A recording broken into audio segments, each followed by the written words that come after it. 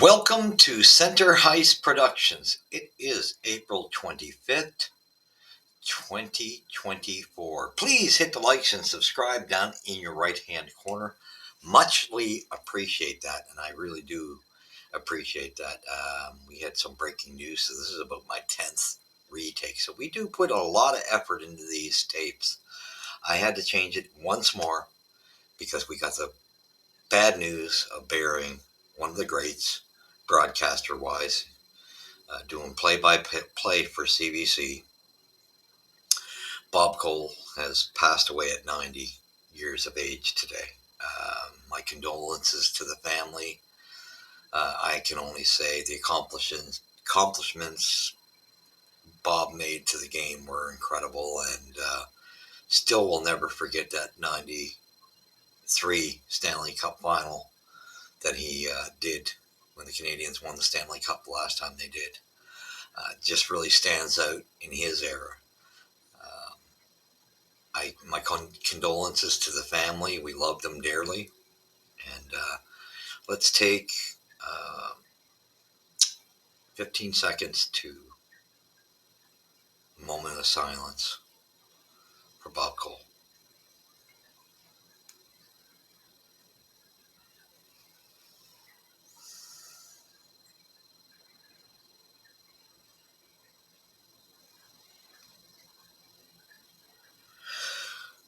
Okay, that was a tough one. Just such a sweetheart of a guy. That's hard to do, but he meant a lot to a lot of us fans. Okay, now let's get back to what the channel states is probably going to be a 5-part series. We're doing the report card on the Montreal Canadiens, and I've been working on this for 2 days now, and that's how many retakes I've done. So we do put a lot of work in this for you because we don't give you clickbait here. We don't run off a rumor, and we are strictly a Montreal Canadiens channel here at Center Heights Productions. I stand by that. So you haven't seen me since the season ended. I put up the final tape, and said I'd be back because I knew I was going to be grading them. So here is the first part of the series, and we're going to start it with the coaches, and that's going to be the coaches within two systems, Laval and Montreal. So we're going to start with Laval being the affiliate. So with that being said, we're going to start with Oul. And LaPerriere with one of his assistants next to him, and we had Buckberger as the second assistant. But as far as Oul's grade, and we're doing our grading system on an A, B, C, D, F grading system. This is tough. It's a tough one because there are two ways to look at this, and Oul gets a bye, and so does LaPerriere. And I hope these two are not. And my concerns are that we're not running off a system that are these relatives to connections in the Habs organization, because I don't really like seeing that because not everybody's at the same caliber. And actually, even Réjean Houle wasn't a great coach, great GM for Montreal. He was one of the worst. So, great hockey player, but not a great GM. Not everybody can do these jobs. So Houle, I would have given him a fail. I would have given LaPerriere a fail. And that's for their accountability of special teams. That's their accountability of 5-on-5 for the offense. That's their accountability for the offensive players within the defensive structure when they're in their own zone. I would have given a fail. But what gets them out of the F and brings them to a C- is the fact that a lot of Habs aren't going to like what I'm about to say.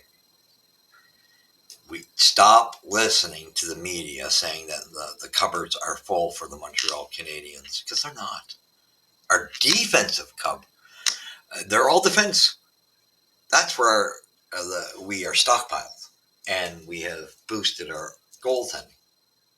But our offense, even with the new regime, it is not pretty within the system. We had two players in the forward group this year that could have made the NHL. Or three, one being a veteran, that would have been Elias, Anderson, and then we had Heineman and Waugh. Thank God Waugh jumped on his chance, and he's definitely, I can see him being a third line player for the time being. Can he go to second line? We don't know. Uh, but we'll get to that in talk of when we get to the offensive group in another tape. But definitely due to that accountability, and had Heineman, and Heineman didn't jump on his opportunity. So really, we only have 4 players coming next year that have a shot. That's Owen Beck, Mashar, why do I Tuck, and Kapanen, and we don't even know what the story is on them. They should be an upgrade, but everybody else in this year's Laval unit in the offense, not good. So I'll give them a C minus. Then we're going to go down to Kelly Buchberger, which I give him a grade of a B. Okay, so C minus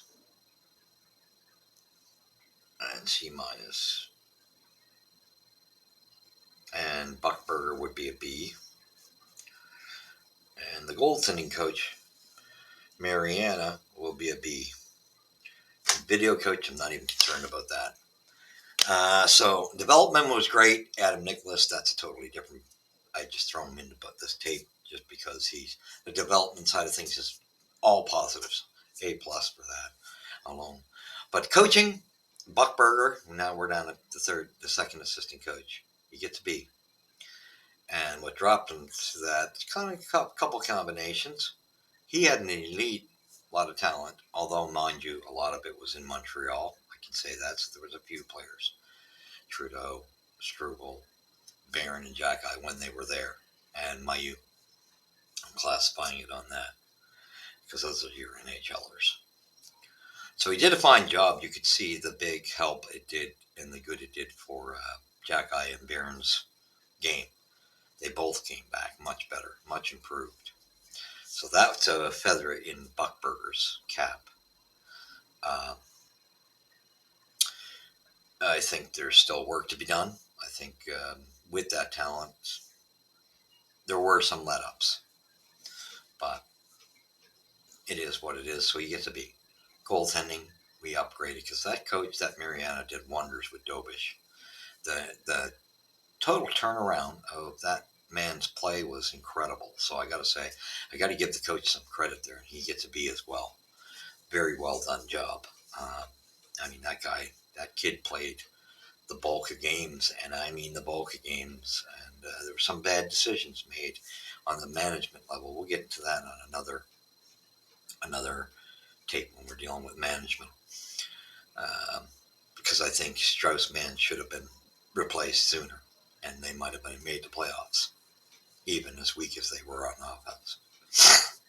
So, overall, since we got that, I would have to drop them right down to a C minus overall at the Laval level. Not pleased totally, and I think the decision has to be made by brass. That means Stredwick, Hughes, and Gordon. Um, I don't know the Laval's coaches when their contracts were up, but there's been chit chatter of replacing them, and there's been positive. Some have positives saying they did a good job with nothing. So that's why I gave them a grade of C minus. That's because the first 2 guys I could have given a fail to. It's only because they didn't have nothing to work with their offensive players. So, do you give them another year and see how it works out when they actually get some forwards that are upgrades, and they might get some on free agency time too. So that could upgrade that offense.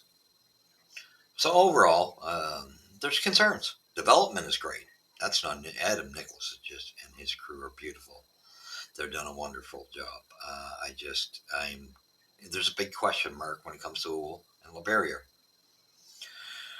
So if their contract's up, and there is an upgrade, it's probably the time to make the move. If there's nobody that much better proven out there in the hockey world, do you give them one more year and see what they can do with a little better talent? Because also, Florian Jackeye would be in that group too, of those 4 forwards I mentioned. So that's 5 forwards. So that should boost up Laval a bit next season. But it shows you how bad they are this season, because there's, after Roy is now a Montreal Canadian on the third line. It's only Heineman. Because Elias Anderson is probably going to move on. He's already been talking about the Swiss League, I think it is. So, or Swiss League or Swedish League, I forget which one of the two, but he's been talking that when the season ends. So, that being the case, you're only going to have Heineman left. So, with the additions of those 5 guys, those are the only guys that can make. And Heineman's probably the only one that's got a true shot this year, coming up in this off season.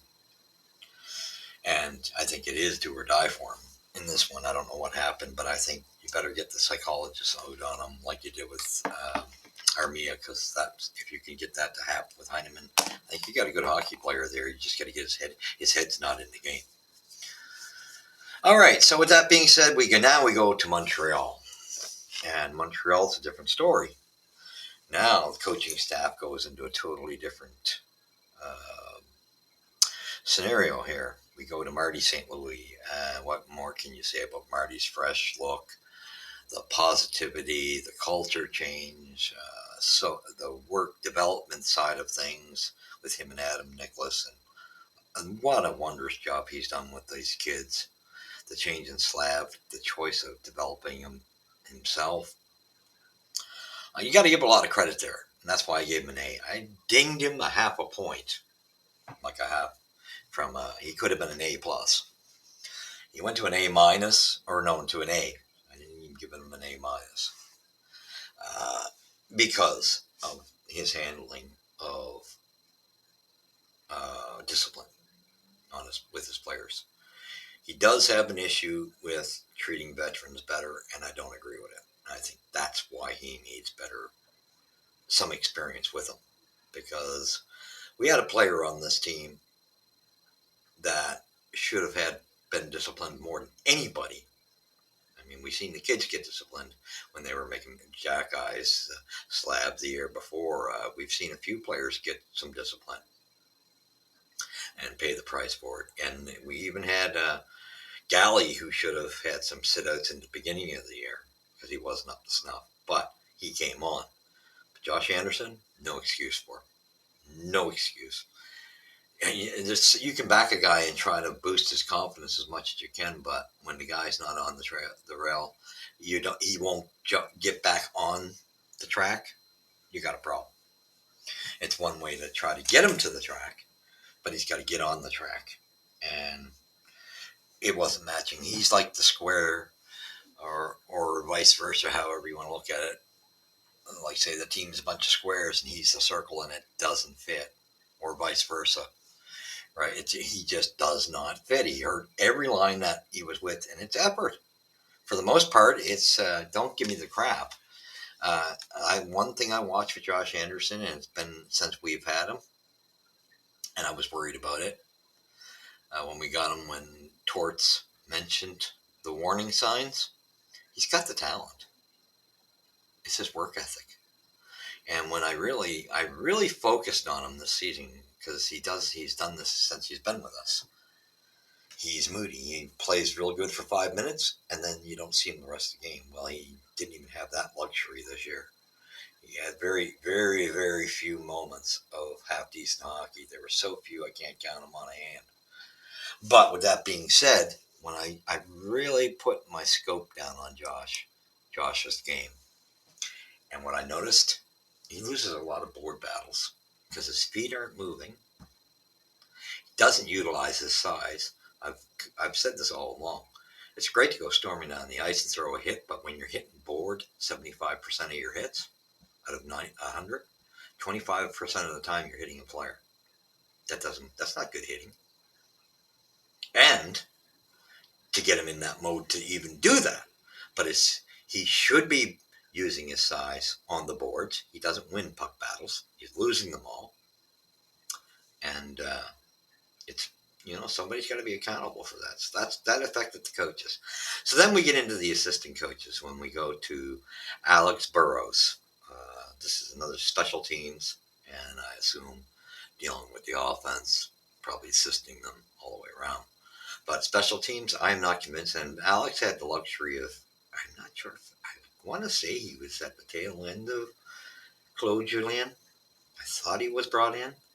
But if not, he was definitely there for Ducharme. I think he was the tail end of Julien, though. Very tail end that Muller got canned. And I think, yeah, I do think that was the case. But anyhow, he's had plenty of time to adjust, and he's had different talent levels. He's had the Toffolis. He's had, a lot of different players that had some quality to them that we just did not see the needle move in special teams to the positive side whatsoever.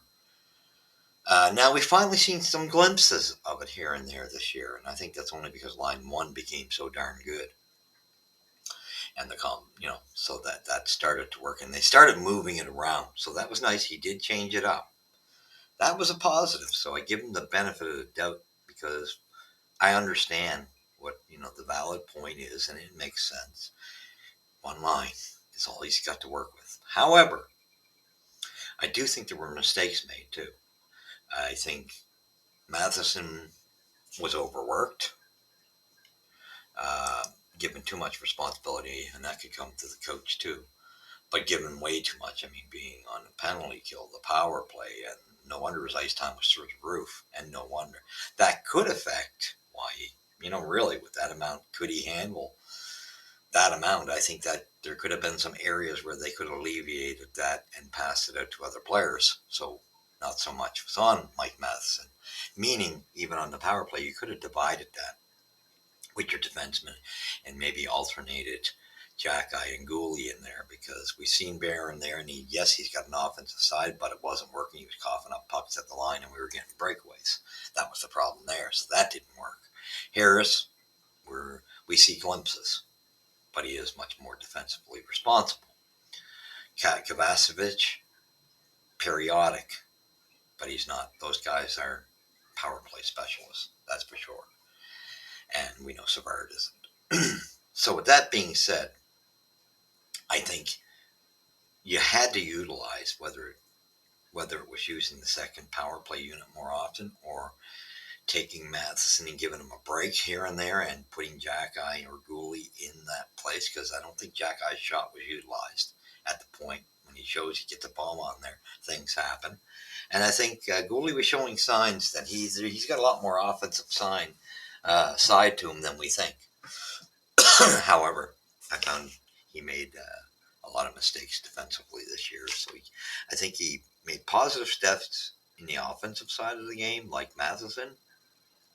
But I think Gooley took back steps in the defensive zone. Mind you, he's more aggressive and hits more, but I still think he took a few steps back this year. So with that being said, again, I give benefit of the doubt.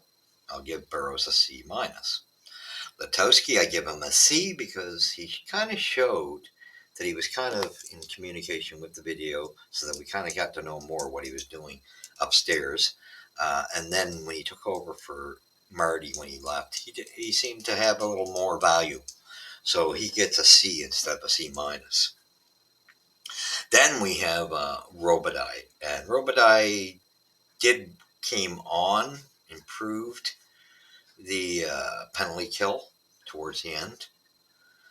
However, wasn't consistent, and this is where I get on all of the coaching staff and the way he's running that defense. I don't think he's the guy, and I also blame the offensive coaches in the defensive system because they don't have their forwards doing the right things. Now we've seen positives from Cole Caulfield, Evans, Slav, Suzuki for sure, and Armia. And everybody else, but there's still a lot of running around. And it's evident I don't understand this defensive scheme. I don't understand what's so damn complicated about it that these guys can't catch on the zone coverage. When a guy takes a man to a certain point but still stays in his zone, then lets the defenseman pick up and they alternate whoever they're covering or whatever it is. They don't understand zone coverage, that's for sure. And that tells me the teaching is not correct. So I don't like what I'm seeing there. I think you got to start working on them. You cannot make the mistakes next year that you made this year. That also means you got to pull in the reins. And that means on guys like Matheson had a phenomenal year. And yes, he's way better than Petrie.